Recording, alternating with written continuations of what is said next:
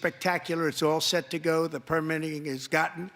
And later this week, I will also take historic action to dramatically expand production of critical minerals and rare earths here in the USA.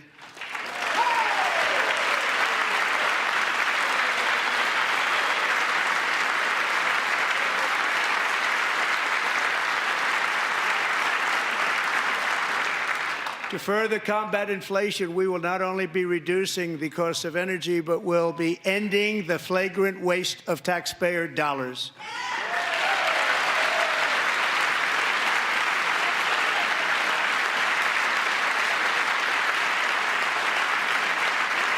And to that end, I have created the brand new Department of Government Efficiency, DOGE. Perhaps you've heard of it. Perhaps.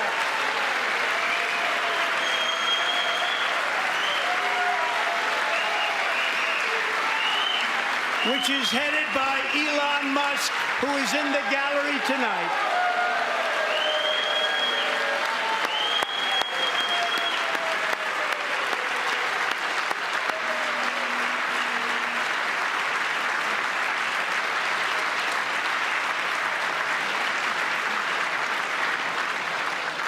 Thank you, Elon. He's working very hard. He didn't need this. He didn't need this. Thank you very much. We appreciate it. Everybody here, even this side, appreciates it, I believe. They just don't want to admit that. Just listen to some of the appalling waste we have already identified. $22 billion from HHS to provide free housing and cars for illegal aliens. $45 million for diversity, equity, and inclusion scholarships in Burma, $40 million to improve the social and economic inclusion of sedentary migrants. Nobody knows what that is. $8 million to promote LGBTQI+ in the African nation of Lesotho, which nobody has ever heard of.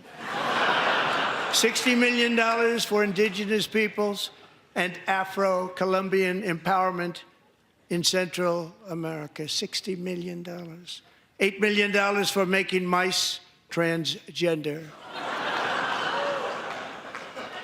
This is real. $32 million for a left-wing propaganda operation in Moldova. $10 million for male circumcision in Mozambique. $20 million for the Arab Sesame Street in the Middle East. It's a program, $20 million for a program. $1.9 billion to recently created Decarbonization of Homes Committee, headed up, and we know she's involved. Just at the last moment, the money was passed over by a woman named Stacey Abrams. Have you ever heard of her? A $3.5 million consulting contract for lavish fish monitoring. $1.5 million for voter confidence in Liberia. $14 million for social cohesion in Mali. $59 million for illegal alien hotel rooms in New York City. He's a real estate developer. He's done very well. $250,000 to increase vegan local climate action innovation in Zambia. $42 million for social and behavior change in Uganda. $14 million for improving public procurement in Serbia. $47 million for improving learning outcomes in Asia. Asia's doing very well with learning. I don't know what we're doing. Should use it ourselves. And $101 million for DEI contracts at the Department of Education, the most ever paid, nothing even like it. Under the Trump administration, all of these scams, and they're far worse, but I didn't think it was appropriate to talk about them. They're so bad. Many more have been found out and exposed and swiftly terminated by a group of very intelligent, mostly young people, headed up by Elon, and we appreciate it. We found hundreds of billions of dollars of fraud.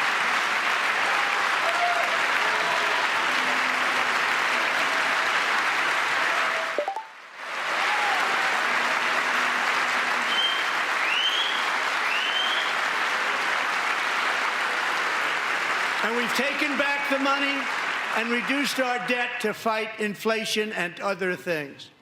Taking back a lot of that money. We got it just in time. This is just the beginning. The Government Accountability Office, a federal government office, has estimated annual fraud of over $500 billion in our nation, and we are working very hard to stop it. We're going to. We're also identifying shocking levels of incompetence and probable fraud in the Social Security program for our seniors, and that our seniors and people that we love rely on. Believe it or not, government databases list 4.7 million Social Security members from people aged 100 to 109 years old. It lists 3.6 million people from ages 110 to 119. I don't know any of them. I know some people that are rather elderly, but not quite that elderly. 3.47 million people from ages 120 to 129. 3.9 million people from ages 130 to 139. 3.5 million people from ages 140 to 149. And money is being paid to many of them. And we're searching right now. In fact, Pam, good luck. Good luck. You're going to find it.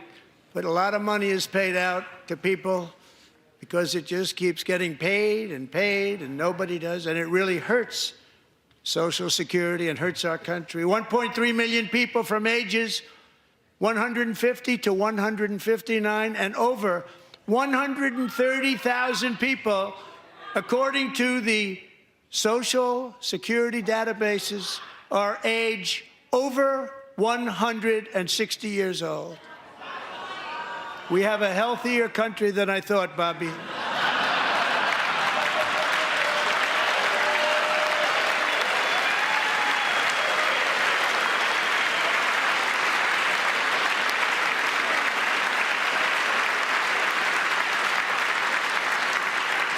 Including, to finish, 1,039 people between the ages of 220 and 229, one person between the age of 240 and 249, and one person is listed at 360 years of age. More than 100 years older than our country. But we're going to find out where that money's going, and it's not going to be pretty. By slashing all of the fraud, waste, and theft we can find, we will defeat inflation, bring down mortgage rates, lower car payments and grocery prices, protect our seniors, and put more money in the pockets of American families.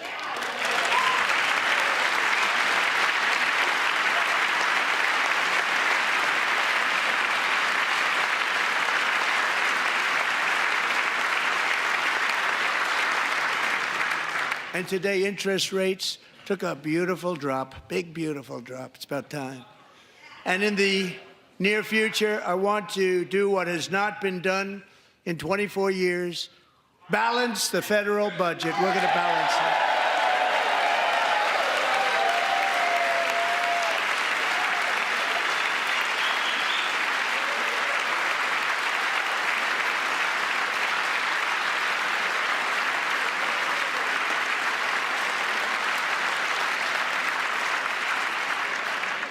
With that goal in mind, we have developed in great detail what we are calling the Gold Card, which goes on sale very, very soon. For $5 million, we will allow the most successful job-creating people from all over the world to buy a path to U.S. citizenship. It's like the green card, but better and more sophisticated. And these people will have to pay tax in our country. They won't have to pay tax from where they came. The money that they've made, you wouldn't want to do that, but they have to pay tax, create jobs. They'll also be taking people out of colleges and paying for them so that we can keep them in our country instead of having them being forced out Number one at the top school, as an example, being forced out and not being allowed to stay, and create tremendous numbers of jobs and great success for a company out there. So while we take out the criminals, killers, traffickers, and child predators who are allowed to enter our country under the open border policy of these people, the Democrats, the Biden administration, the open border insane policies that you've allowed to destroy our country, we will now bring in brilliant, hardworking, job-creating people. They're going to pay a lot of money, and we're going to reduce our debt with that money.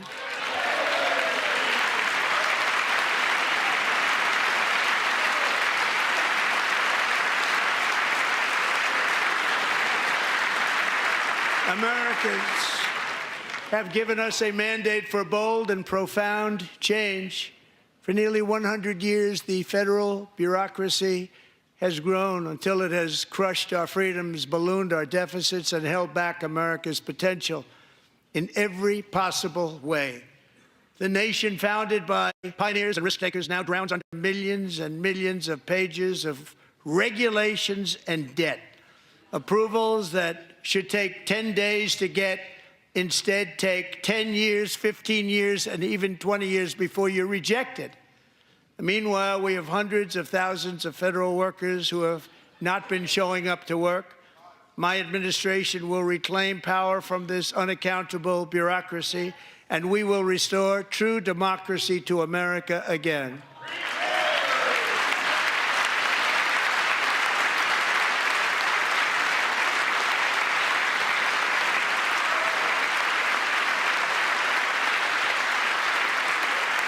And any federal bureaucrat who resists this change will be removed from office immediately. Because we are draining the swamp. It's very simple. And the days of rule by unelected bureaucrats are over.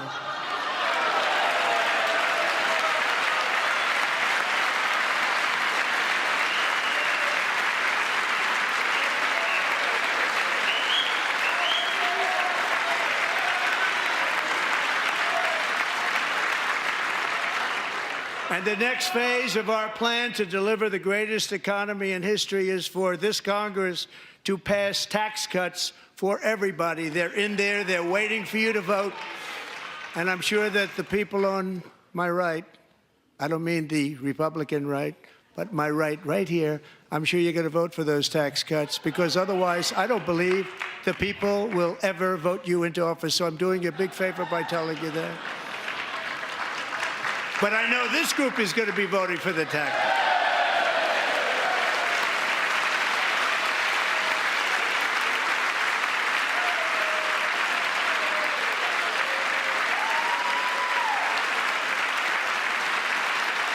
Thank you.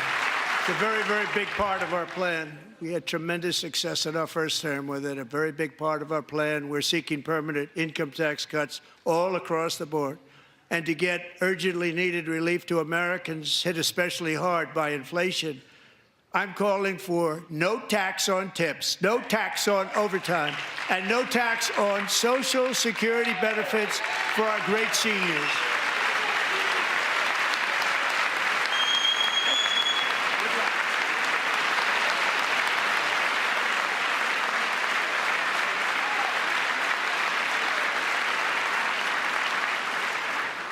And I also want to make interest payments on car loans tax deductible, but only if the car is made in America.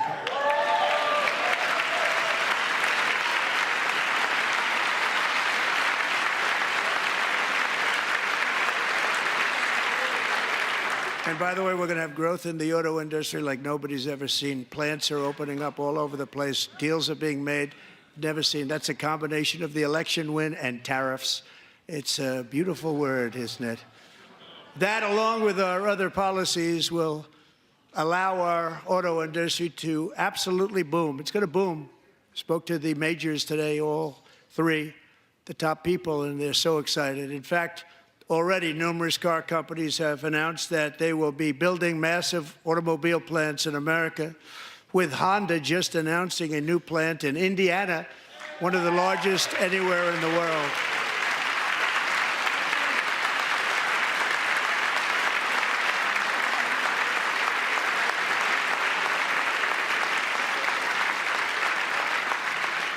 And this has taken place since our great victory on November 5th, a date which will hopefully go down as one of the most important in the history of our country.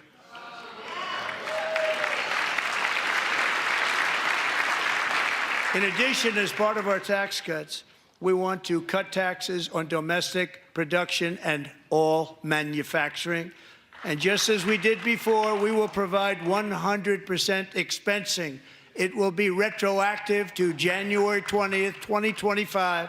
And it was one of the main reasons why our tax cuts were so successful in our first term, giving us the most successful economy in the history of our country. First term. We had a great first term.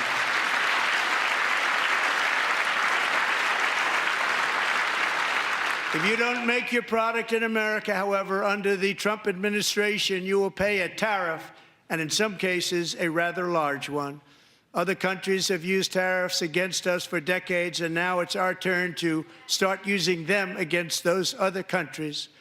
On average, the European Union, China, Brazil, India, Mexico, and Canada, have you heard of them? And countless other nations charge us tremendously higher tariffs than we charge them. It's very unfair. India charges us auto tariffs higher than 100%. China's average tariff on our products is twice what we charge them. And South Korea's average tariff is 4 times higher. Think of that, 4 times higher. And we give so much help militarily and in so many other ways to South Korea, but that's what happens. This is happening by friend and foe. This system is not fair to the United States and never was, and so on April 2nd, I wanted to make it April 1st, but I didn't want to be accused of April Fool's Day. That's not, just one day cost us a lot of money. But we're going to do it in April. I'm a very superstitious person. April 2nd, reciprocal tariffs kick in. And whatever they tariff us, other countries, we will tariff them. That's reciprocal, back and forth.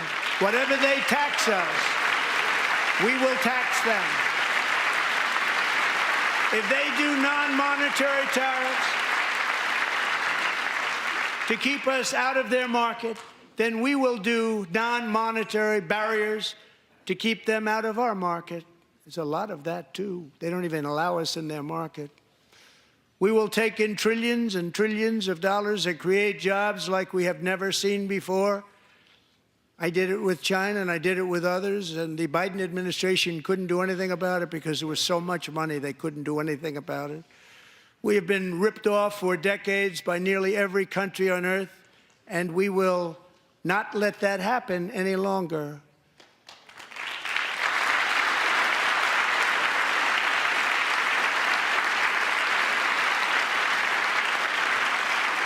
Much has been said over the last 3 months about Mexico and Canada, but we have very large deficits with both of them. But even more importantly, they've allowed fentanyl to come into our country at levels never seen before, killing hundreds of thousands of our citizens and many very young, beautiful people, destroying families. Nobody's ever seen anything like it.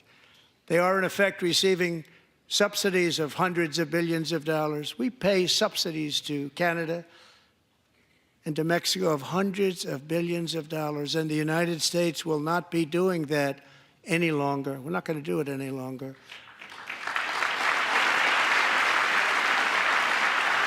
Thanks to our America First policies we're putting into place, we have had $1.7 trillion of new investment in America in just the past few weeks. The combination of the election and our economic policies that people of SoftBank, one of the most brilliant anywhere in the world, announced a $200 billion investment. OpenAI and Oracle, Larry Ellison, announced $500 billion investment, which they wouldn't have done if Kamala had won. Apple announced $500 billion investment. Tim Cook called me. He said, I cannot spend it fast enough. It's going to be much higher than that, I believe. It'll be building their plants here instead of in China. And just yesterday, Taiwan Semiconductor, the biggest in the world, most powerful in the world, has a tremendous amount, 97% of the market, announced a $165 billion investment to build the most powerful chips on earth right here in the USA.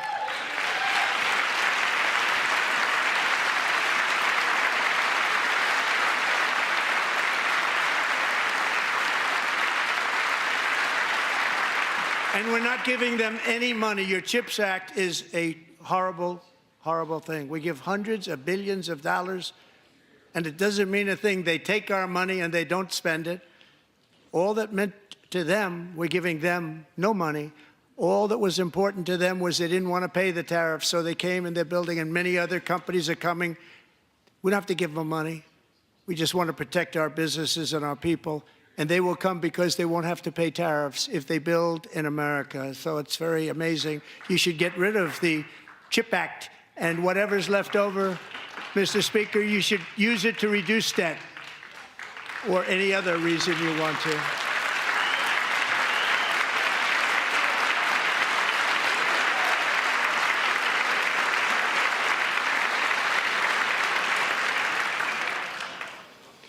Our new trade policy will also be great for the American farmer. I love the farmer.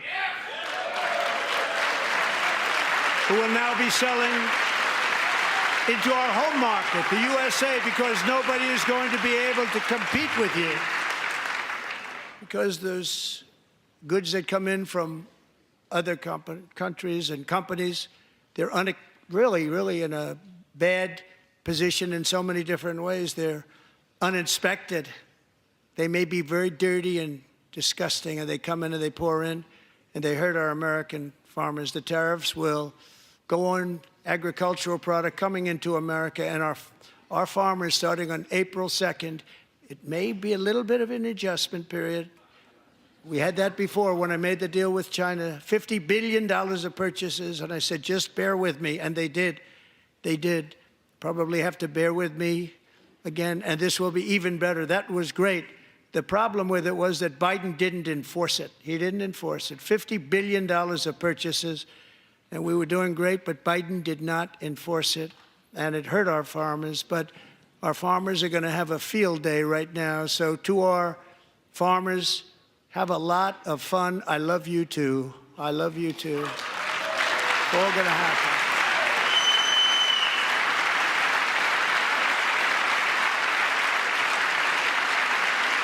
And I have also imposed a 25% tariff on foreign aluminum, copper, lumber, and steel, because if we don't have, as an example, steel and lots of other things, we don't have a military, and frankly, we just won't have a country very long. Here today is a proud American steelworker, fantastic person from Decatur, Alabama, Jeff Denard. Has been working at the same steel plant for 27 years in a job that has allowed him to serve as the captain of his local volunteer fire department, raise 7 children with his beautiful wife, Nicole, and over the years provide a loving home for more than 40 foster children. So great, Jeff.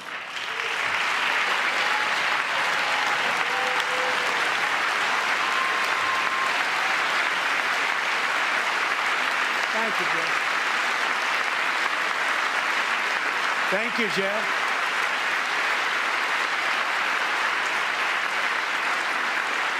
Stories like Jeff's remind us that tariffs are not just about protecting American jobs. They're about protecting the soul of our country. Tariffs are about making America rich again and making America great again, and it's happening, and it will happen rather quickly. There'll be a little disturbance, but we're okay with that. It won't be much. No, you're not. Oh. And look where Biden took us. Very low, the lowest we've ever been. Jeff, I want to thank you very much. And I also want to recognize another person who has devoted herself to foster care community. She works so hard on it. A very loving person, our magnificent First Lady of the United States.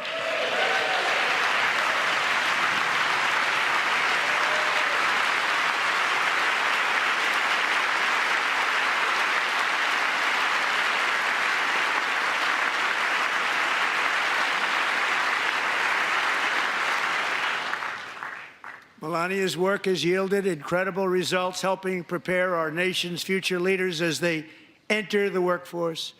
Our First Lady is joined by two impressive young women, very impressive. Haley Ferguson, who benefited from the First Lady's Fostering the Future initiative and is poised to complete her education and become a teacher.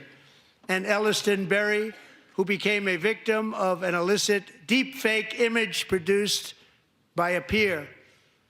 With Elliston's help, the Senate just passed the Take It Down Act, and this is so important. Thank you very much, John. John Thune, thank you. Stand up, John. Thank you, John.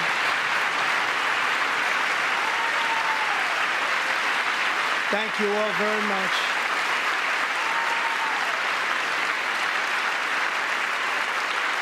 Thank you.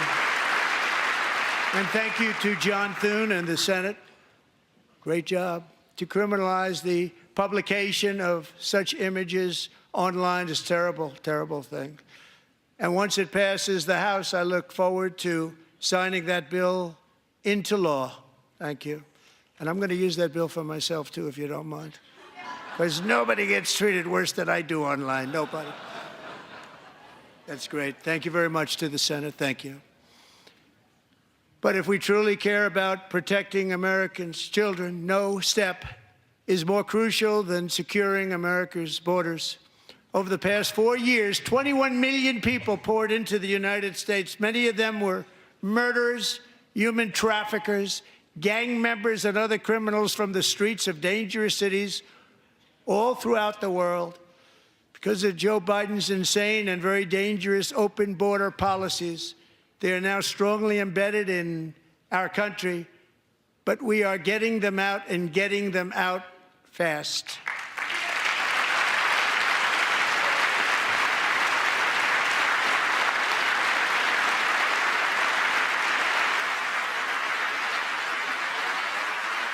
And I want to thank Tom Homan and Christy. I want to thank you and Paul of Border Patrol. I want to thank you. What a job they've all done. Everybody, Border Patrol, ICE, law enforcement in general is incredible. We have to take care of our law enforcement. Have to.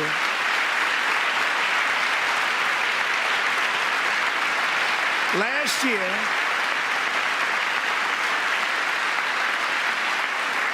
a brilliant 22-year-old nursing student named Laken Riley, the best in her class, admired by everybody, went out for a jog on the campus of the University of Georgia. That morning, Laken was viciously attacked, assaulted, beaten, brutalized, and horrifically murdered. Laken was stolen from us by a savage illegal alien gang member who was arrested while trespassing across Biden's open southern border and then set loose into the United States under the heartless policies of that failed administration. It was indeed a failed administration. He had then been arrested and released in a Democrat-run sanctuary city, a disaster, before ending the life of this beautiful young angel. With us this evening are Laken's beloved mother, Allison, and her sister, Lauren.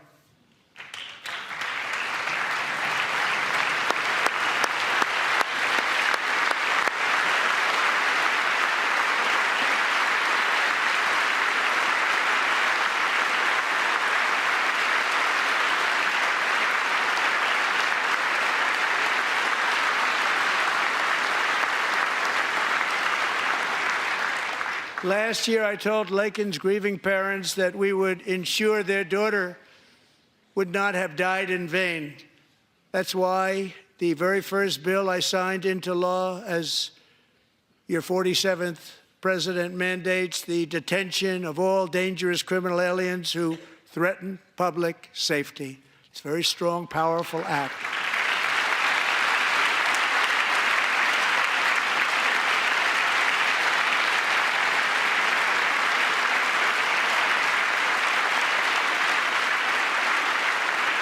It's called the Laken-Riley Act. So Allison and Lauren, America will never, ever forget our beautiful Laken Hope Riley.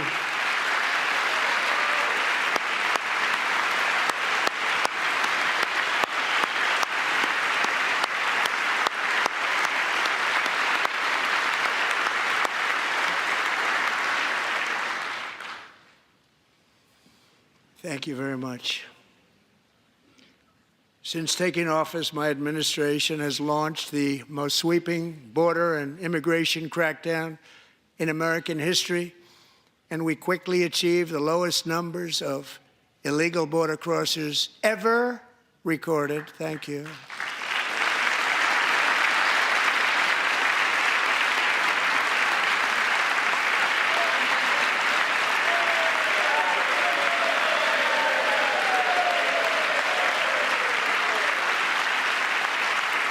The media and our friends in the Democrat Party kept saying we needed new legislation. We must have legislation to secure the border. But it turned out that all we really needed was a new president.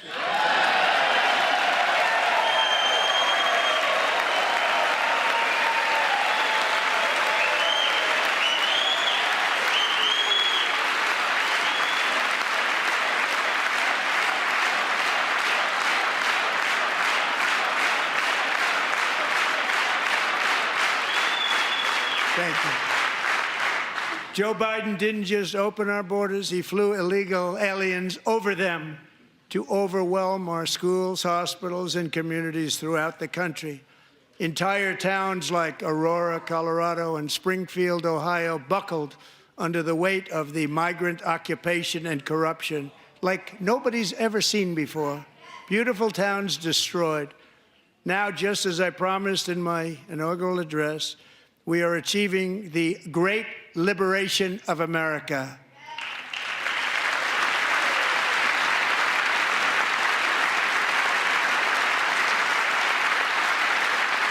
But there still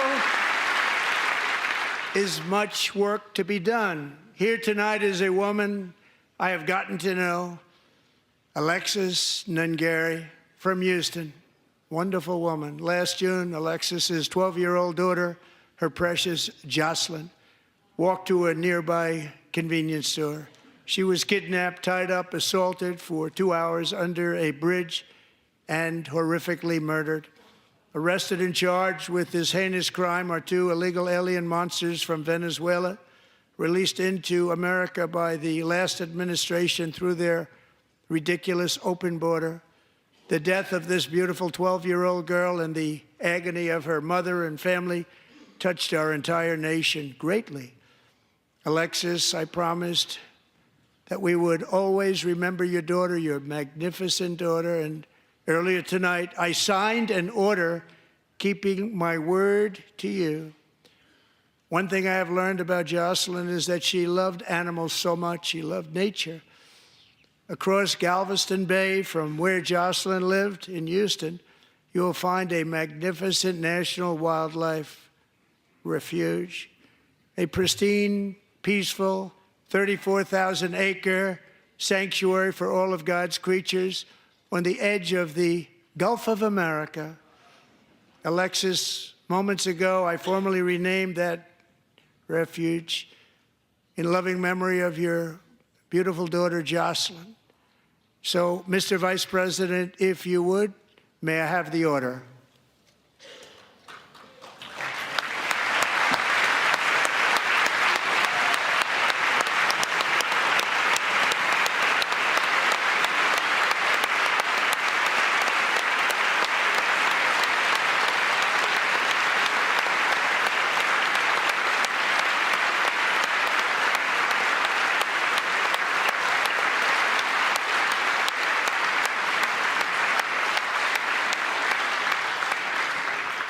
Thank you very much. All 3 savages charged with Jocelyn and Lakin's murders were members of the Venezuelan prison gang, the toughest gang, they say, in the world, known as Tren de Aragua. 2 weeks ago, I officially designated this gang, along with MS-13 and the bloodthirsty Mexican drug cartels, as foreign terrorist organizations.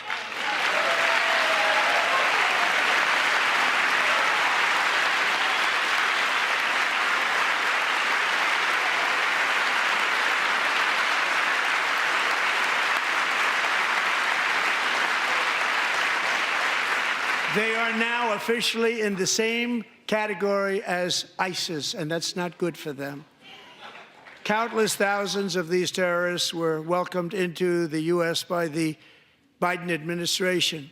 But now every last one will be rounded up and forcibly removed from our country, or, if they're too dangerous, put in jails, standing trial in this country, because we don't want them to come back ever. With us this evening is a warrior on the front lines of that battle, Border Patrol Agent Roberto Ortiz. Great guy.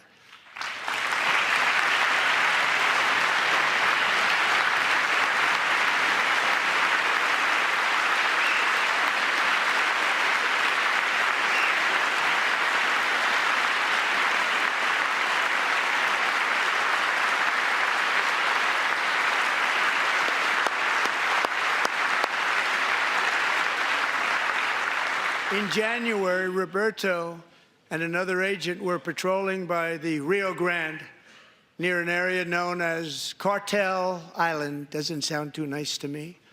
When heavily armed gunmen started shooting at them, Roberto saw that his partner was totally exposed, at great danger, and he leapt into action, returning fire and providing crucial seconds for his fellow agent to seek safety, just barely. I have some of the prints of that event, and it was not good. Agent Ortiz, we salute you for your great courage and for your line of fire that you took and for the bravery that you showed. We honor you, and we will always honor you. Thank you, Roberto, very much.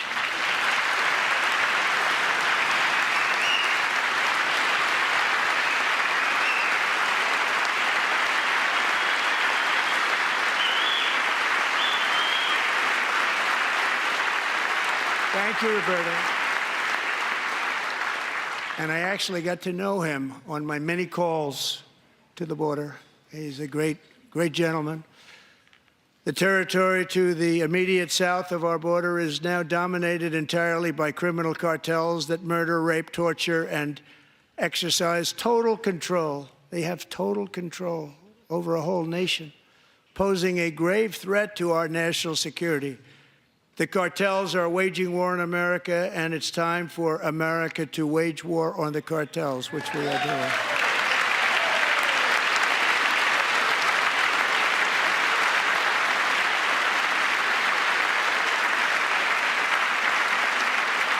Five nights ago, Mexican authorities, because of our tariff policies being imposed on them, think of this, handed over to us 29 of the biggest cartel leaders in their country. That has never happened before. They want to make us happy.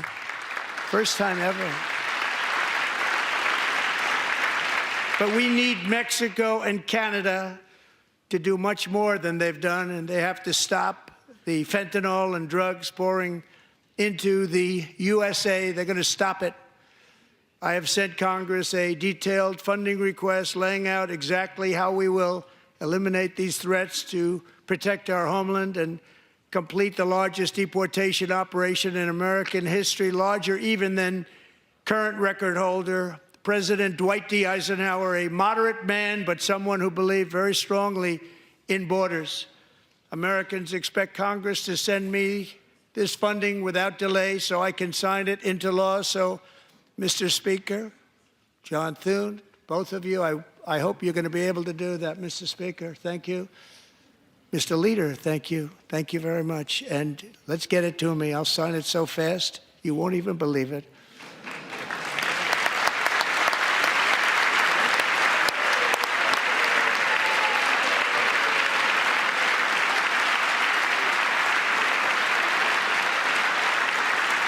And as we reclaim our sovereignty, we must also bring back law and order to our cities and towns.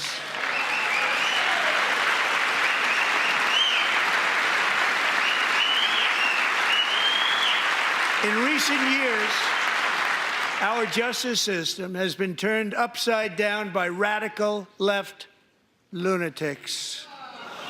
Many jurisdictions virtually ceased enforcing the law against dangerous repeat offenders while weaponizing law enforcement against political opponents like me.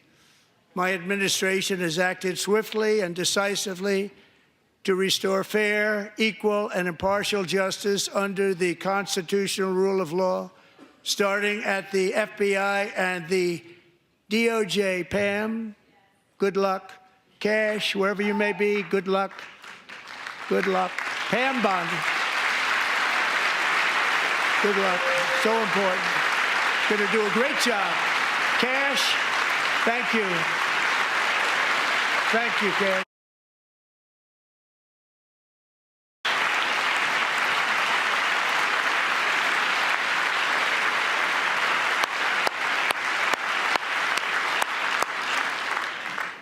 They've already started very strong. They're going to do a fantastic job. You're going to be very proud of them. We're also once again giving our police officers the support, protection, and respect they so dearly deserve. They have to get it. They have such a hard, dangerous job, but we're going to make it less dangerous. The problem is the bad guys don't respect the law, but they're starting to respect it, and they soon will respect it.